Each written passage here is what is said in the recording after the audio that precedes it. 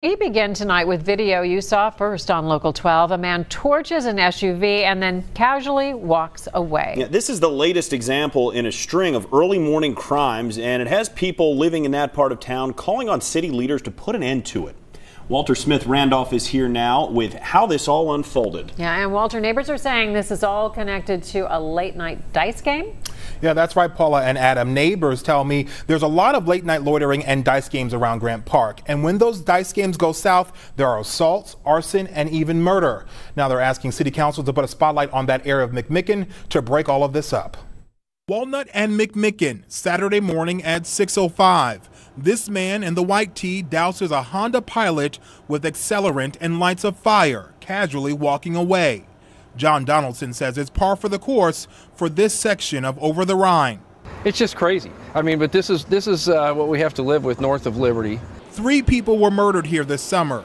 Jerome Young was killed on Back Street in June. 3 days later, 14-year-old Anthony Hinton was gunned down just a few feet away. And in August, James Hazel was murdered across the park at Lang and McMicken.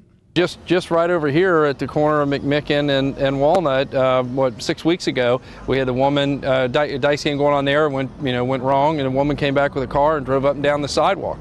The woman behind the wheel, Chantel Heath, was arrested and has since bonded out of jail. Several of the shootings down here take place because of dice games going wrong. People cheating and losing their money and wanting it back. These dice games are a major problem for this area.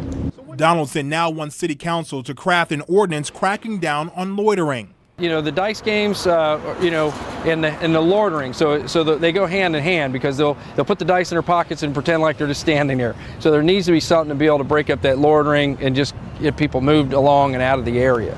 Cincinnati police say they have increased patrols and undercover surveillance, but Donaldson believes only an act of City Council will ensure this doesn't happen again. I haven't gotten any response from City Council. They don't seem to be that interested in anything that occurs north of Liberty.